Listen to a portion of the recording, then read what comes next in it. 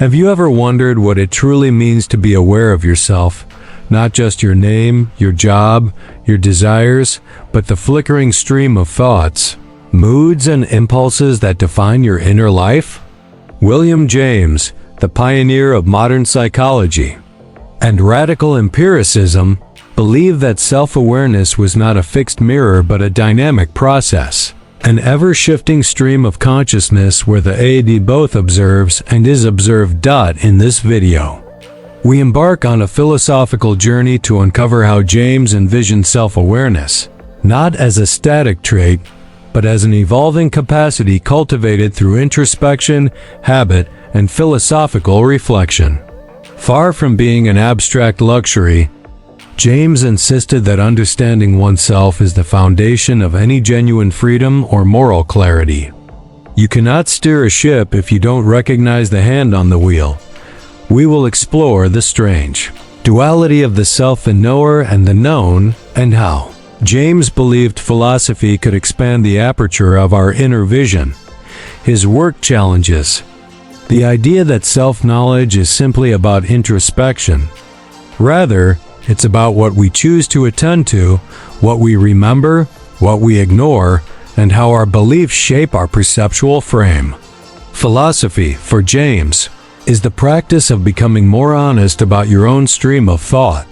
If you've ever felt like a mystery to yourself, or if you've questioned whether you're truly present in your own life, this video offers more than just insight. It offers direction. In the dim stillness of a study at dusk, where the only sound is the scratch of a pen on paper and the breath of a thinker pacing slowly across the room, William James stops mid-stride. His mind is alive with fire, but his focus is interior. He is not contemplating a system. He is listening to the stream of consciousness, as he would call it, an unending river of thoughts, sensations, memories, and intuitions that never repeat and never rest. To understand self-awareness, James tells us, is not to look into a mirror. It is to wade into this stream and learn how to swim without drowning. For James, the self is not an object but a process. It is not what you have, but what you do. And most of us, he feared, go through life unaware of the stream we're in. We are pulled by currents we do not name, tossed by waves we do not notice. Self-awareness, then, is the effort to really see the movement of thought as it moves. And this is not a passive reflection. It is a discipline. It is work. James opens the principles of psychology by describing the blooming, buzzing confusion of raw experience. Our minds are flooded with impressions, but out of this chaos, we craft order. We decide, consciously or not, what to notice, what to remember, what to ignore. The self is the result of these decisions. The power of this insight is immense. It means that self-awareness is not something you either have or don't have. It is a practice. And like all practices, it can be cultivated. But James warns, we must first overcome our mechanicalness. The self that lives on autopilot, rising, eating, reacting, sleeping, may function, but it does not grow. It does not see itself. It only acts. And in doing so, becomes opaque to its own depths. James calls us to step back, to watch, not judge, to observe without trying to immediately correct. This, he says, is the beginning of freedom, because the self that can see its own patterns can begin to choose them. Without this step, choice is illusion. You cannot change what you cannot perceive. And what most of us fail to perceive is the structure of our attention. Attention, for James, is the gatekeeper of consciousness. What we attend to becomes real. What we neglect fades. You think you are thinking about yourself, but in truth, you are thinking about a tiny sliver of your mental life, filtered through habits of perception and belief. Self-awareness is the act of broadening that sliver, of inviting more of the stream into the light. But James adds a complication. The self is not singular. It is dual. There is the self as known, the me, and the self as knower, the I. The me is your biography, your traits, your image. The I is your point of view, your felt presence, your capacity to observe, and here begins the mystery. The I can observe the me, but never quite grasp it. And yet, it is always there, watching. This duality is not a problem for James. It is a power, because it means the self is inherently reflective. You are not just your story. You are the narrator. You are not just your thoughts. You are the space in which thoughts occur. To know oneself, then, is not to catalog traits. It is to notice the flux. To develop the habit of inner observation. This habit is not natural. It must be cultivated. James believed that philosophy itself should be this cultivation, a training of the self to see more, feel more, recognize more of what passes through its own stream. Philosophy, then, is not about answers. It is about attention. It is about sharpening the lens through which you encounter your own mind. And this encounter can be painful, because the more you see, the more contradictions you uncover. You are generous and selfish, brave and fearful, honest and manipulative. The self is not consistent. It is plural. And James embraces this. He writes of the pluralistic universe. Within each of us a field of competing tendencies and motives. Self-awareness, then, is not simplification. It is the capacity to live with complexity. To live with complexity is to resist premature closure, to stay with the question, to ask not, who am I? In a definitive sense, but who am I becoming? Through these thoughts, these habits, these values, James believed that the self is always in flux and that any rigid identity is a form of death. The living self is porous.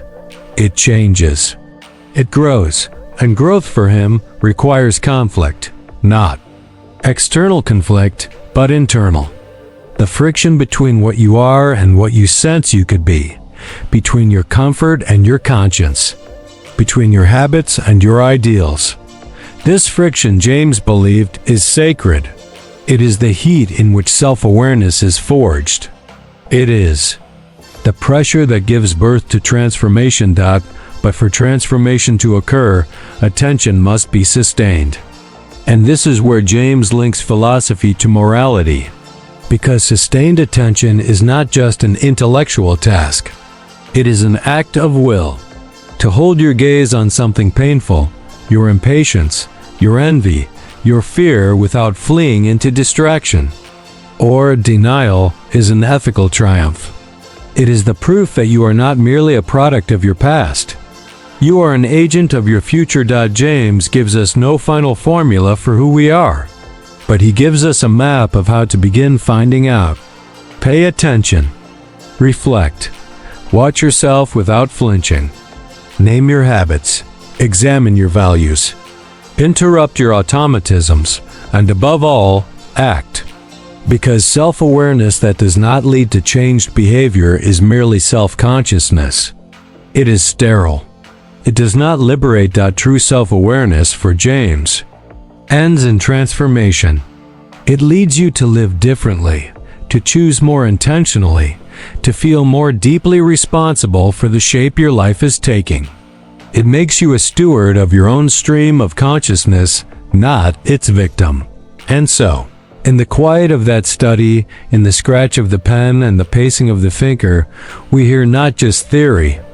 We hear an invitation to become more real, more honest, more awake. And if this journey into James's vision of self-awareness is resonating with you, if it's opening doors inside you, consider liking this video, subscribing, and sharing it.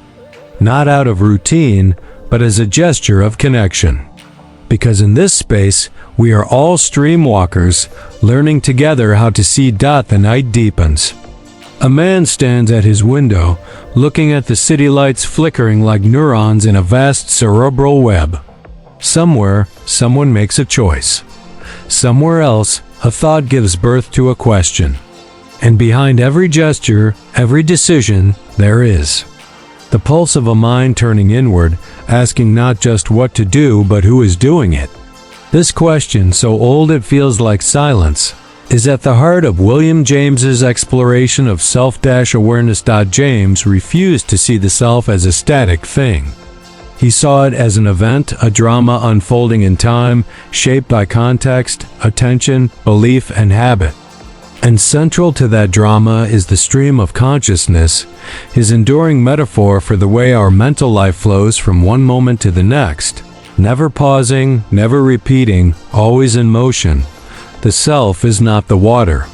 It is the way we move through it. But how do we move through it? And can we, in moments of pause, change the current? James's work invites us to view the self not as a singular entity, but as layered. The material self, your body, possessions, immediate surroundings, the social self, how you are seen, interpreted, responded to by others, and the spiritual self, your sense of inner identity, continuity, and depth. These layers are not illusions. They are interfaces, ways we know and are known, ways we interact with the world and with ourselves. But he makes a bold claim. The spiritual self, though hardest to define, is the most real, because it is the site of awareness itself. It is the part of you that watches your thoughts, the part that notices the tug of emotion without being identical to it, the part that can, in the heat of rage or the ache of grief, choose a response. That choice, however faint, however fragile, is where James locates freedom. Freedom, for him, is not the absence of influence. It is the capacity to intervene in the stream. To say, even briefly, I see what I'm feeling, but I'm not only what I feel. That moment of suspension, of attention, of deliberate perception, this is self-awareness at its peak. It is not theory. It is practice. It is a felt experience of distance and closeness all at once. But cultivating this awareness is not easy. The mind, James argues, is naturally economical. It takes shortcuts. It prefers habits to fresh insight. It prefers closure to ambiguity. And so we must train it to notice more, to tolerate contradiction, to return again and again to the experience of watching ourselves live. This is where James's psychology becomes more than science. It becomes philosophy in action. He urges us to treat our own thoughts as we would a philosophical text. Don't just reread. Don't just analyze. Ask, what am I assuming? What belief is hidden inside this feeling? What past repetition is shaping this current perception? To ask these questions is not to dissolve the self. It is to deepen it. Because self-awareness is not just a matter of observation. It is a matter of excavation. You dig beneath your reactions to find the principles. You dig beneath your preferences to find your training. You discover that many of your truths are really just grooves of attention, grooves of habit, grooves of belief. James knew that these grooves were not evil. They are necessary. They allow us to function, to focus, to act. But when we never question them, they become cages. We think we are choosing, but we are only repeating. We think we are free, but we are only familiar. And so he offers a challenge. Can you disrupt your own rhythm? Can you notice yourself as you act and still choose to act differently? The answer, he believed, was yes, but only if we practice. Practice noticing. Practice reflecting. Practice making the effort of attention, a phrase he used again and again to describe the willful act of bringing consciousness back to the center, back to what matters. This effort, he said, is the essential achievement of the will. It is the muscle behind self-awareness. To make the effort of attention is to resist drift, to push back against the inertia of the easy, the familiar, the automatic. It is to refuse to be seduced by distraction. And in a culture built on distraction, this refusal becomes a radical act. It is not simply personal growth, it is spiritual. Resistance. James also saw self-awareness as inherently moral, because the more you see of yourself, the more accountable you become. You can no longer pretend you don't know what you're doing. You can no longer feign innocence about your impact. Awareness makes us responsible, not just for our actions, but for our reactions, for our tone, our attention, our gaze. And here James offers no comfort. He does not say that awareness makes life easier. He says it makes it clearer, and clarity is often painful. To see oneself truly is to confront contradiction. You are both selfish and generous, loving and judgmental, brave and cowardly. But to see this, without flinching, without fleeing, is to grow in depth. Depth, in James's vision, is not about intellect. It is about sincerity. It is about the ability to stay with what is real, even when it threatens the ego. And it is about the willingness to change not all at once, but incrementally, habitually, through deliberate practice. So how does one begin? James suggests starting where you are. Pay attention to your attention. Where does it go when you're tired? When you're afraid? When you're bored? What do you habitually avoid? What do you exaggerate? What version of yourself are you rehearsing day by day without realizing it? And then ask, is this the self I want to become? James doesn't answer for you. He refuses to offer a formula. Instead, he leaves you with the mirror. Not a mirror of surface, but of depth. A mirror that shows not your features, but your tendencies, your repetitions, your stream. To see that stream clearly is to step into authorship. You may not control its source, but you influence its course through attention, through reflection, through the small, sacred act of noticing and choosing. A train races through the countryside, its path predetermined by tracks laid long ago. It cannot turn on its own. It cannot decide. It follows. Most lives, William James feared, resemble that train, not because we are incapable of choosing, but because our tracks have been laid silently, day by day, through habits of thought, emotion, and perception. The tragedy is not that we are passengers. It is that we forget we can redirect the rails. To expand self-awareness, James urges us to first recognize how deep those rails go. They are not just behaviors. They are interpretations. They are the way we narrate our experience to ourselves. Habitual judgments, unconscious frames, unquestioned assumptions. These shape not just what we see, but what we can see. And so, the work begins with attention not to the world outside, but to the lens through which we look at it. James writes that the art of being wise is the art of knowing what to overlook. But he also knows that before you can overlook, you must first see. Self-awareness begins with this first seeing, the slow unveiling of the architecture of your own perception. What are you predisposed to notice? What stories do you default to? When a friend is late, do you assume carelessness or crisis? When a challenge arises, do you feel excitement or threat? These are not neutral responses. They are rehearsed. They are habit. And here, James makes his case. Self-awareness is not just about knowing yourself. It is about training yourself to know differently, to expand your field of perception, to widen the stream of your consciousness, to resist the shrinking effects of fear and ego. This training is not cerebral. It is existential. It requires that you sit with discomfort, that you question your own certainties, that you allow ambiguity to exist without collapsing it into cliché. This is why James often pointed to religious experience not to affirm dogma, but to honor the moment when the self feels itself to be more than its ordinary frame. In those moments, when awe floods the stream and ordinary categories dissolve, something shifts. The eye is not lost, but it is seen from a distance.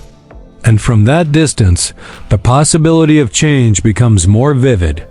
He calls these mystical states, not because they are irrational, but because they exceed the rational.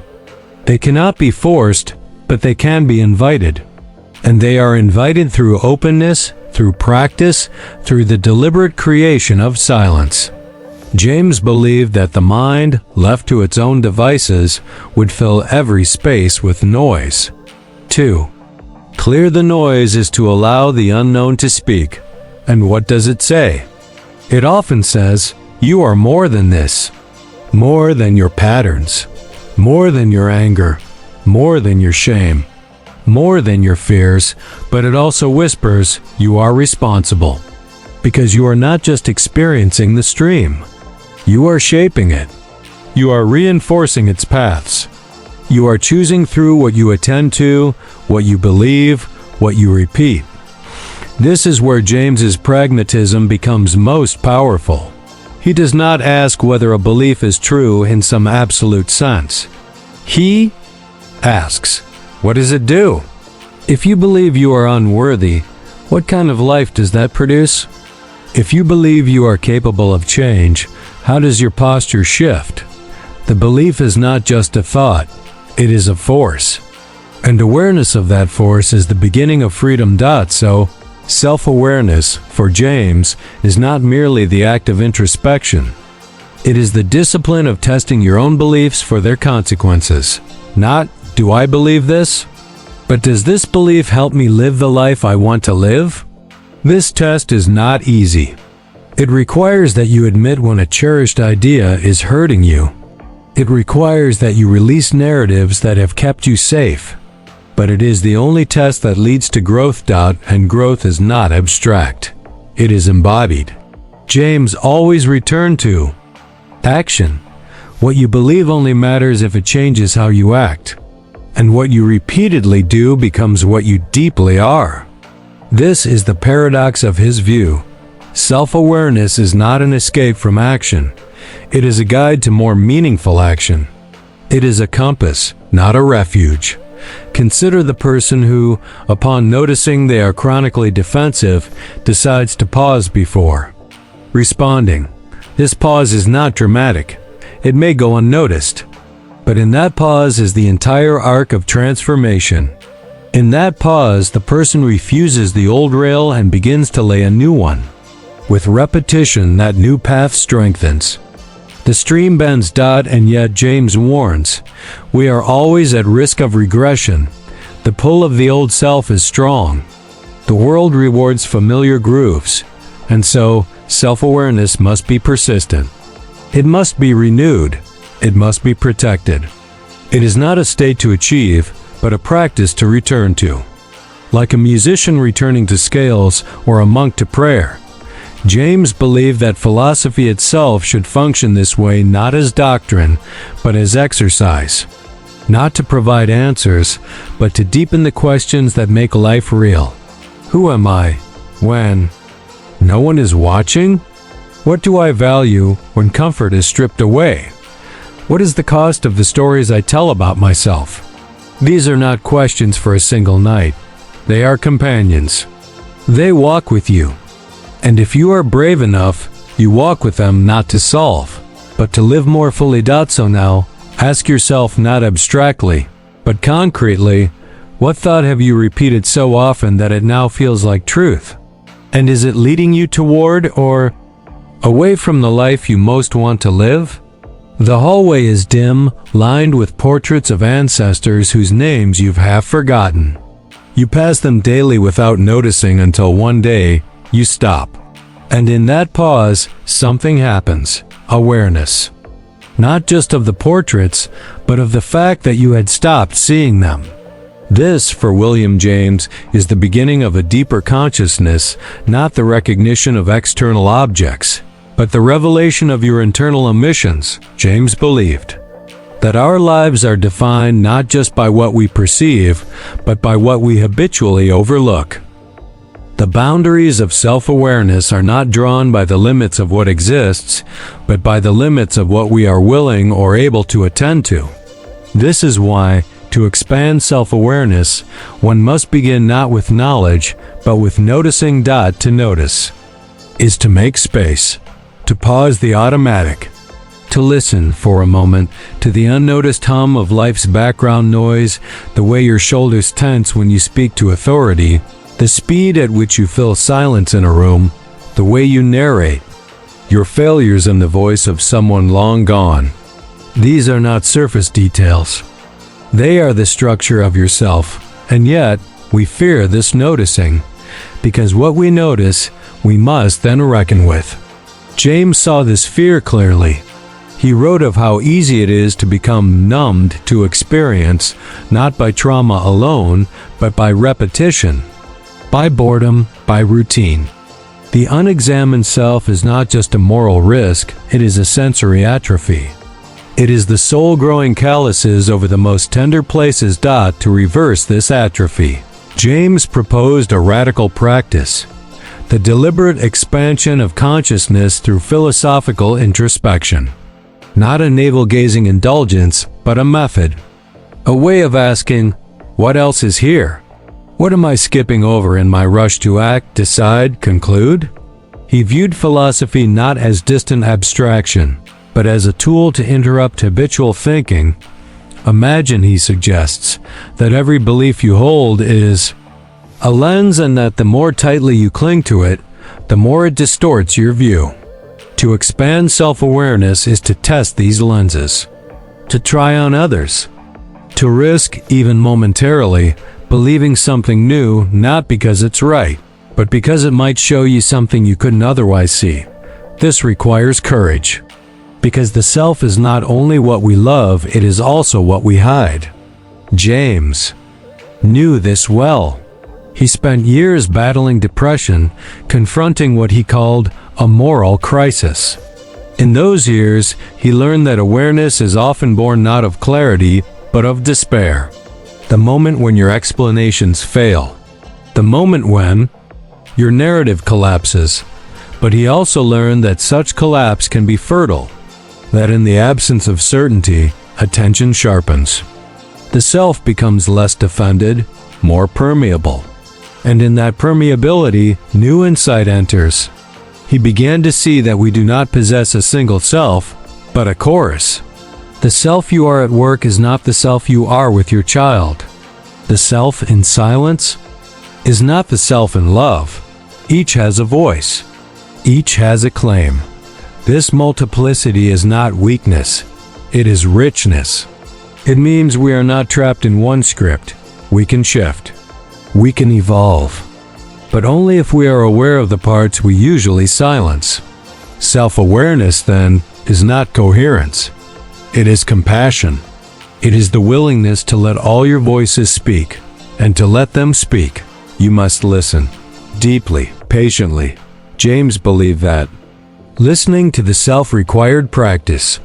Just as the ear can be trained to hear harmonies, the soul can be trained to discern its own layers.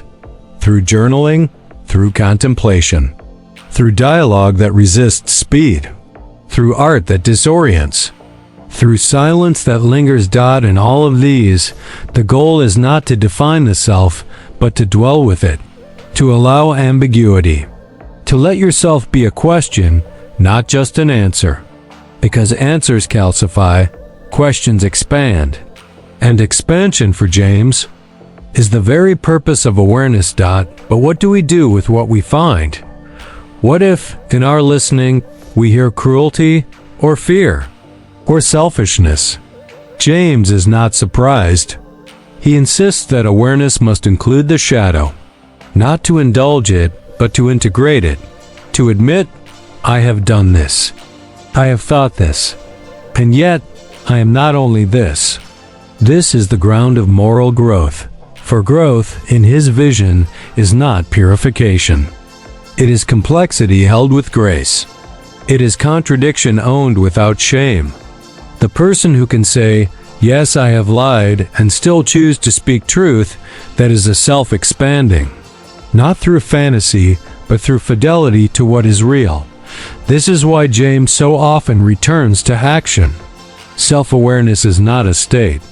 It is a feedback loop. What you notice changes how you act. And how you act changes what you notice. The loop either tightens into a prison or opens into transformation. And the lever is your attention. Train it. Discipline it.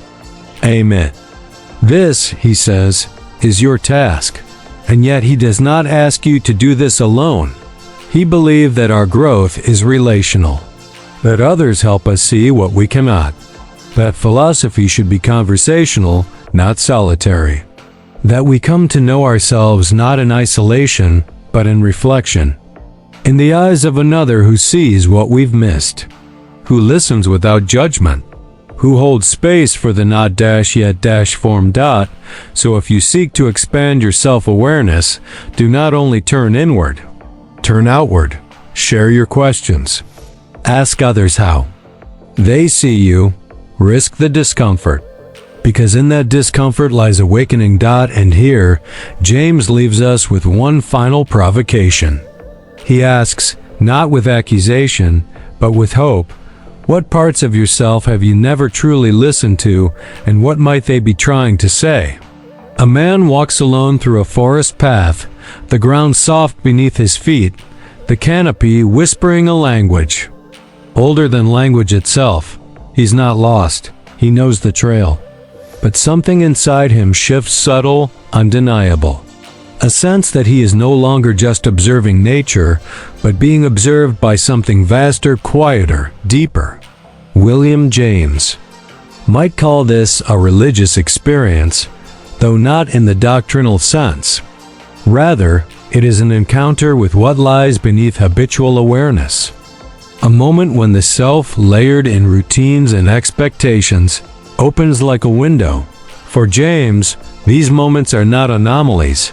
They are revelations. They show us that the self we usually live in, the self of names, roles, routines, is a surface. Beneath it, or beyond it, there is a self not bound by social mirrors or psychological reflexes. This deeper self does not speak in thoughts, but in impressions, intuitions, tremors. And to expand awareness is to learn its language. This, for James, is the highest function of philosophy, not to systematize truth, but to prepare the mind to encounter it directly. To strip away the layers of mental automation that numb us to the rawness of experience, to cultivate a readiness of soul, a habit of receptivity. Receptivity, in James's philosophy, is a cultivated virtue. It is not weakness. It is not passivity. It is the posture of a mind strong enough to hold what it does not yet understand. A mind willing to live in openness. A mind that seeks not merely to confirm, but to discover. He speaks of the twice-born soul, those who have passed through disillusionment, through the collapse of certainties, and emerged not cynical, but receptive. These individuals have seen that self-awareness, if pursued honestly, will eventually shatter illusions. It must, because the truth of the self is not tidy. It is plural. It is process.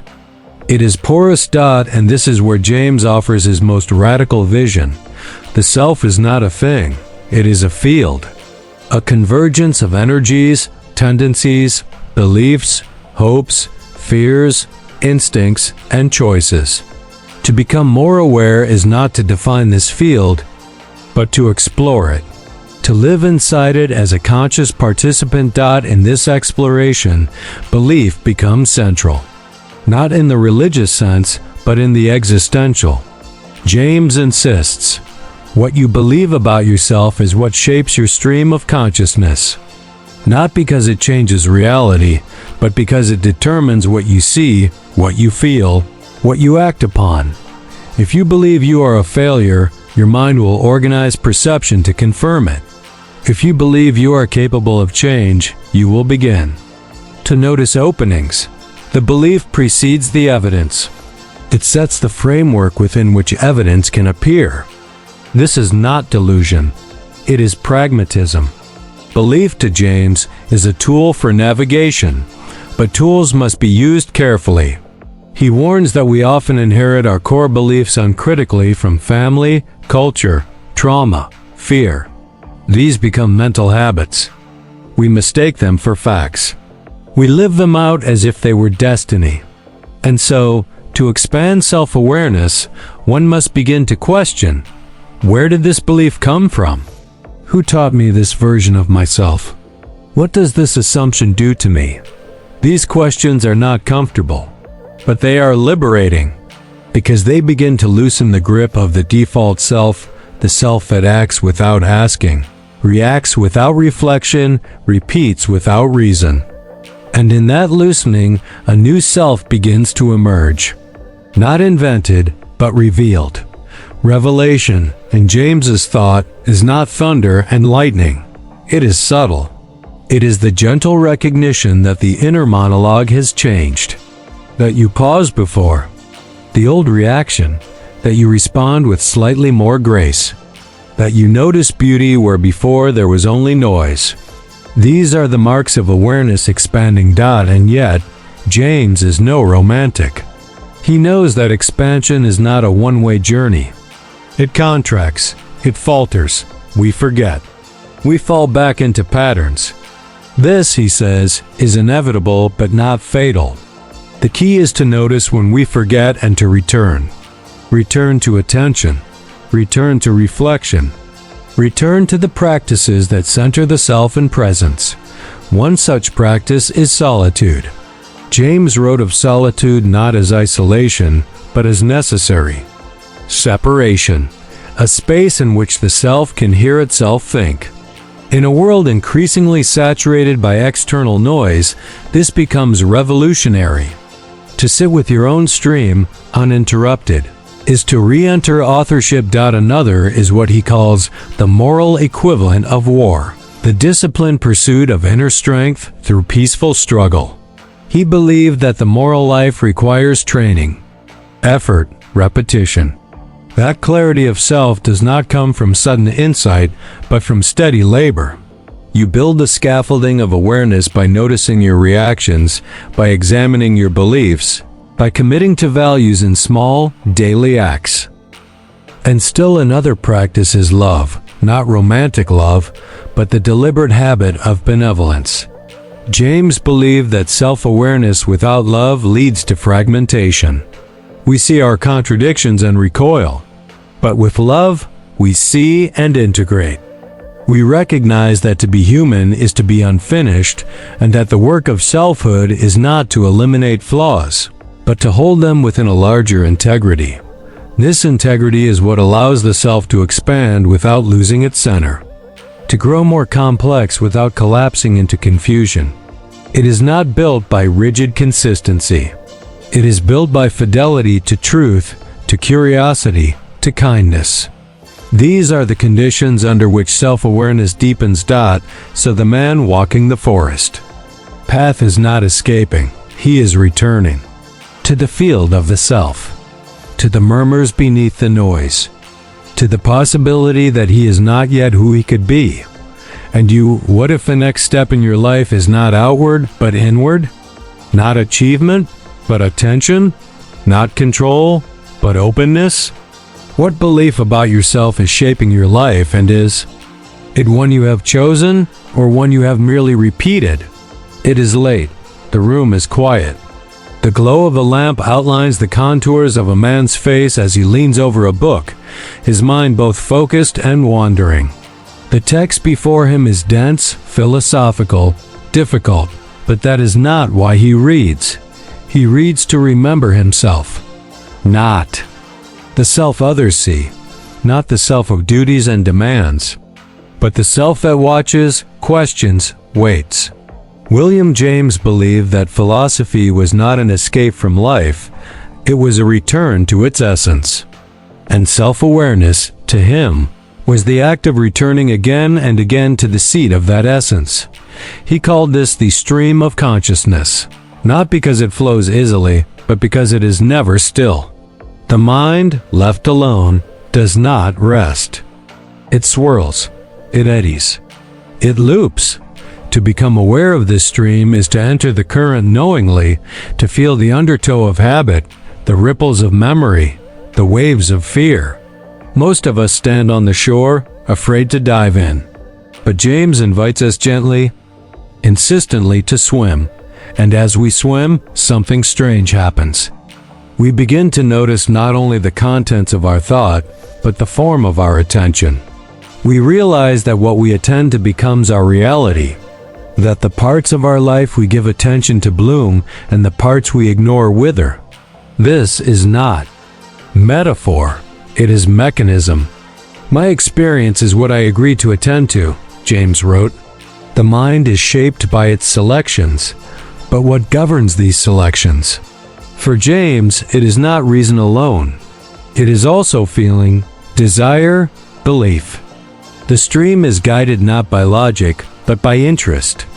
We see what we care about, and we care about what we have repeated. This is why habit and attention are sisters in his philosophy. You cannot direct attention without reshaping habit. And you cannot reshape habit without choosing new objects of attention. This is the doorway to transformation. Self-awareness is not just seeing yourself, it is training yourself to see differently. To see the places where you numb, the emotions you avoid, the truths you repress. And then, slowly, to invite them in. Not to conquer them, but to converse with them. James was clear, the self is not a battlefield. It is a community. And all voices must be heard. He saw this most clearly in the spiritual life. For James, religion was not a set of doctrines, but a way of organizing experience, a method of cultivating the more of life. He believed that self-awareness, taken far enough, inevitably leads to the threshold of mystery. Not confusion, but reverence. The recognition that within the self is something deeper than personality. Something sacred. He called this the sick soul and the healthy-minded soul, two modes of spiritual temperament. The healthy-minded sees good everywhere and constructs a self on optimism. The sick soul sees suffering first and builds a self out of courage. James preferred neither. He honored both. But he insisted that awareness of our own spiritual temperament was key. You must know which voice is yours before you can know how to listen to others. And here, James inserts an idea that is as revolutionary now as it was then, that the will can choose belief. Not belief in the intellectual sense, but belief as orientation, as stance, as posture toward life. You can choose to believe that growth is possible. You can choose to believe that love is more than chemistry. You can choose to believe that your actions matter, and in choosing, you begin to act as if, and in acting, you become. This will to believe is not naive. It is pragmatic. It recognizes that no action is ever made from absolute certainty. We always leap. And the leap is shaped by our frame of mind. If your frame is one of openness, curiosity, and hope, then self-awareness becomes expansive. It becomes not a mirror but a window. This window opens in strange places, in crisis, in loss, in love, in solitude. The moment when your story cracks and light gets in. The moment when your usual explanations fail. The moment when you cannot answer the question you've avoided for years. These are the thresholds of deeper self-awareness. Not because they give answers, but because they make space for new questions. James would urge us to stay on that threshold. To resist the urge to resolve too quickly. To sit in the tension of not knowing. Because it is there in the uncertainty that new selves begin to form. Not as declarations, but as dispositions, as capacities. As courage. And courage is essential, because awareness will cost you. It will strip you of illusions. It will show you the parts of yourself you'd rather deny. It will ask you to live with contradiction. But in return, It will give you back your life, not the one scripted for you, but the one you are meant to write. So write it. With your thoughts, with your habits, with your attention, with your belief. Let your daily life become the philosophy you practice. Let your awareness expand through action, not just insight. This is James's final lesson, that the self is shaped by what it does with what it sees. And you tonight, tomorrow, in the middle of an ordinary hour can begin again. A woman sits at a cafe table, stirring her coffee, eyes distant. Around her, people talk, screens glow, spoons clink, but she is elsewhere. Not lost, but listening. Listening inward, to a mood, a doubt, a whisper of the self that is rarely loud. William James believed that moments like this are not distractions. They are invitations. Invitations to a different kind of awareness, one that emerges not from thinking harder, but from noticing more subtly. He called this the fringe of consciousness, the penumbra around our focal thoughts, where feelings, associations, and forgotten intentions live. It is a liminal zone where the edges of the self blur and something deeper waits. For James, the self is not fully known in declarations. It reveals itself in gestures, in hesitations, in what draws your attention when you're not trying to. Control a dot to expand self-awareness, then, is to develop a sensitivity to these fringes. To allow your awareness to soften, to become porous. Not passive but receptive. James contrasts this with the brass band style of thinking, loud and linear, filled with conclusions. He urges a different mode, supple, attentive, patient. The kind of mind that doesn't seek to dominate experience, but to dwell in it. This dwelling, he says, is where insight is born. Because what we force, we often distort.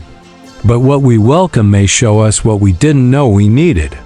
The man who quiets his agenda, who walks without headphones, who sits with silence, he begins to hear patterns in his own thought, not by effort, but by space. Space in James's philosophy is sacred.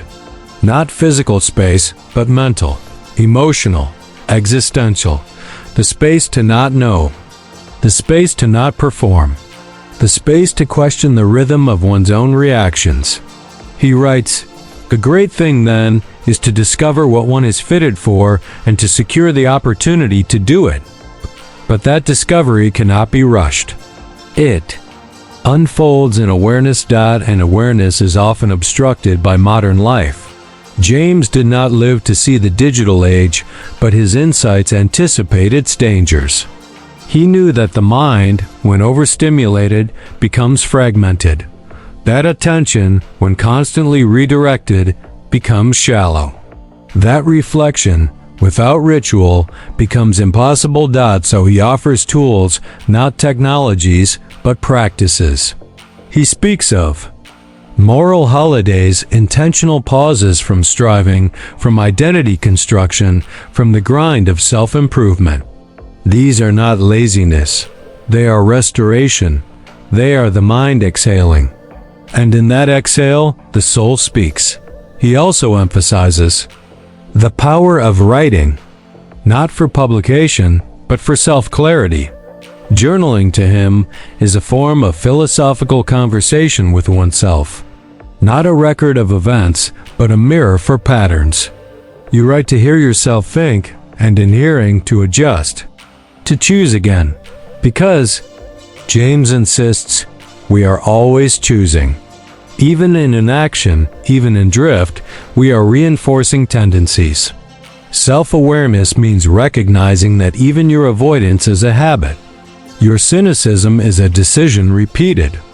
Your despair, perhaps, is not fate, but a story you have told too often without questioning its author. To question the author is to enter the radical possibility that you can reauthor, that your past does not dictate your horizon, that your story, however old, has not ended. James believed that the self was most alive not when it repeated itself, but when it risked redefinition. And that risk begins in attention. Attention for him is a moral faculty. What you focus on is what you honor. If you attend to beauty, you build the capacity to see it. If you attend to grievance, you strengthen resentment. This is not about denial. It is about design. The life you create begins with the moments you choose to notice. And so James returns to the idea of the ideal self, not as fantasy, but as orientation. We all carry an image, however vague, of the person we might become. Self-awareness is the bridge between that image and your current behavior. Not to shame, but to align. To ask, are my habits taking me closer or further? Are my thoughts helping or hindering? Is this action a step toward or away from who I most wish to be? These are not abstract questions. They are maps. And you read them. In the body, in the breath that tightens, in the sigh of relief, in the fatigue that follows certain people, in the joy that follows others. Your organism is always telling you something. Self-awareness is the discipline of listening, and in listening, you become more honest. James valued honesty above almost all else, not as bluntness, but as clarity. The courage to say, I am confused, I am wrong, I don't know. These admissions are not failures, they are doors. They open the self to new ways of being. They dissolve the rigidity of the false self. That false self, the mask, the performance, the brand thrives in unconsciousness. It cannot survive sustained awareness. Because when you watch yourself long enough, you begin to see the gaps, the incongruities. And you are faced with a choice: adjust the mask or remove it. James believed in removal. Not all at once, not violently, but gently, gradually, through consistent return to presence, through alignment of inner and outer, through the refusal to pretend, and what remains when the mask drops, not a void, but a presence, a self less certain, more curious, less defended, more receptive, a self that is not finished, but available, available to love, to serve, to create, to become. This is the fruit of expanded self-awareness, not self-absorption, but self-availability. You become a clearer vessel for life to move through, for connection to deepen, for purpose to emerge. So in that cafe, the woman who listens not to the world, but to her own inner weather, she is not wasting time. She is tending to the source. And from that tending, a new path begins. And you? When was the last time you gave yourself permission to simply notice? A city hums at night.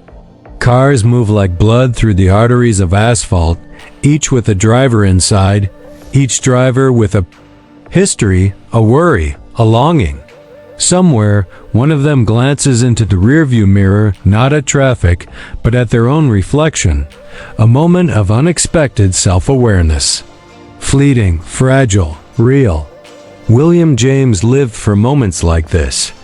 Not because they are dramatic, but because they interrupt the blur. They are cracks in the facade of automatic living. For James, self-awareness is not a static possession. It is a capacity variable, dynamic, trainable. It rises and falls. It is stronger some days, weaker on others. But like a muscle, it can be conditioned. And to him, this conditioning is not just useful, it is sacred. Because what we are aware of, we can influence. What we are unaware of controls us. He saw. The modern self is split between multiplicity and coherence. We are composed of sub-selves, tendencies, moods. But we long for unity, we want to pull ourselves together. James believed this was possible, not through suppression, but through integration. And the integrating force is attention. 2.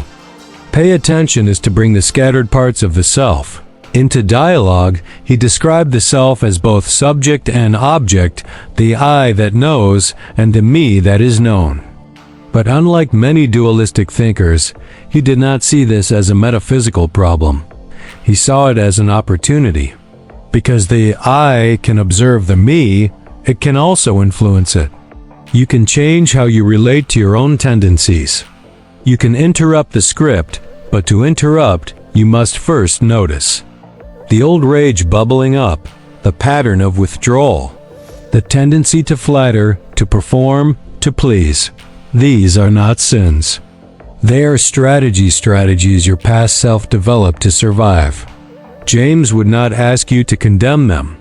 He would ask you to examine them, to ask, is this still serving me?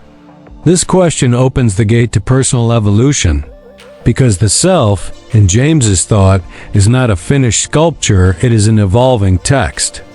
And every day, you are either revising it or rereading it. Awareness is the difference. The person who acts without awareness is reciting. The person who notices before acting is rewriting. This power to rewrite is not grandiose. It is granular.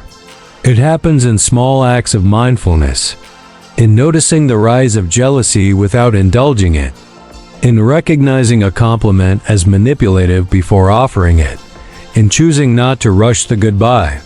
These are not surface-level adjustments. They are tectonic shifts in the architecture of character. James wrote often of the halo effect, how one act, one trait, one story colors everything else. If you see yourself as a failure, you reinterpret your successes as accidents. If you see yourself as unlucky, you dismiss your agency. These interpretations are not passive. They are constructed. And self-awareness is the act of deconstructing them, of seeing your lens and questioning its tint. He believed that much of suffering comes not from pain, but from misperception, from being trapped in an old frame of reference, from reacting to a current moment with outdated meaning. The man who flinches at affection because it once preceded abuse. The woman who avoids opportunity because she once failed. These are habits of mind, not facts of fate. And habits can be retrained, but not through will alone. James knew the will is fragile. He believed in scaffolding, in supports, rituals, communities, environments that reinforce the self you are becoming, not the one you are trying to leave behind. The person trying to be more honest must surround themselves with honesty. The one who seeks courage must design moments of small daily bravery. This is why James so valued philosophy, not as abstraction, but as orientation. Philosophy is the practice of aligning one's life with one's insights. It is the refusal to live unconsciously. It is the habit of returning again and again to the questions that matter. And here is one of those questions. What are you? Rehearsing. Because every habit is a rehearsal. Every repetition is a form of training. The way you speak to your partner, to your children, to yourself, these are not random. They are practices. And practice, repeated, becomes identity. Self-awareness is the only tool that lets you examine that practice in real time. To interrupt it, to steer it, to revise your part mid-performance. James invites us to imagine life not as a race, but as a rehearsal space, a place to try things out, to fail, to adjust. He does not promise perfection. He offers progress, not upward, but inward, toward integrity, toward congruence, toward wholeness, and wholeness in his vision is not neat. It includes contradiction. It includes paradox.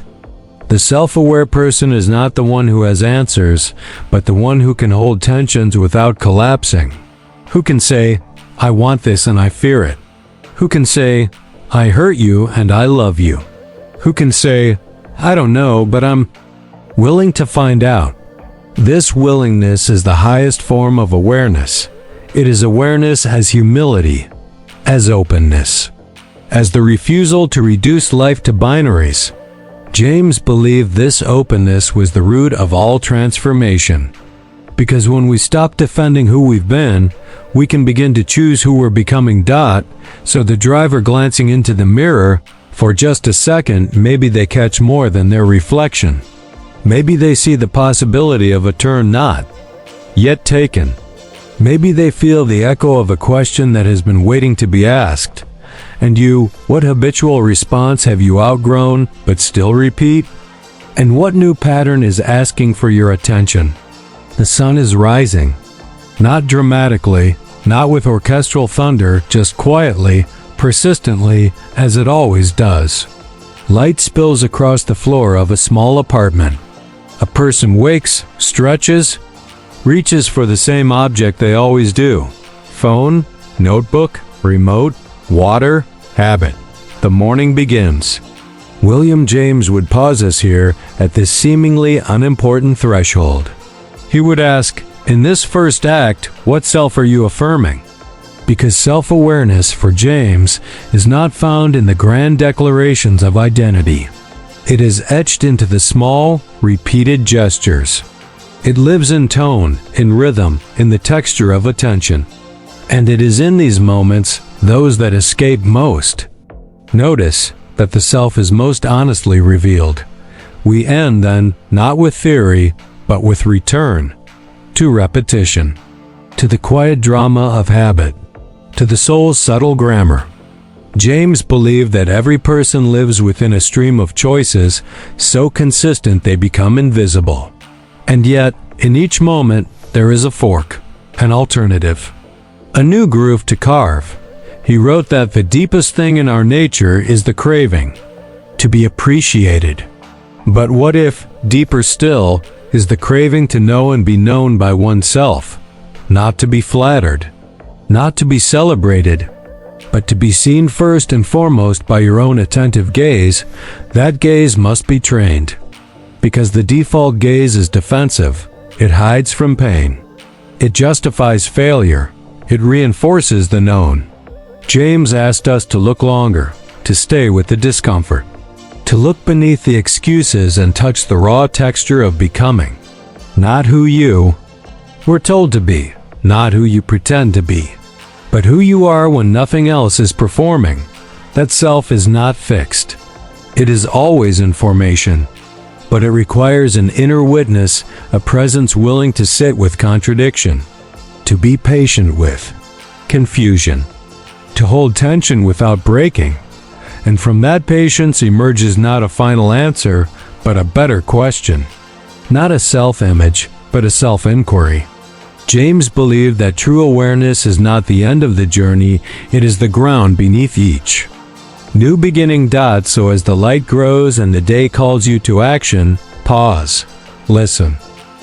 Ask yourself, not rhetorically, but as a living prompt, what is one new act of attention you could begin today so that your future self might one day thank you?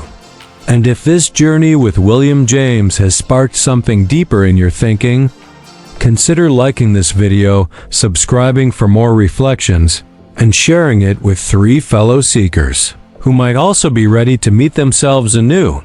Let's keep walking the stream together.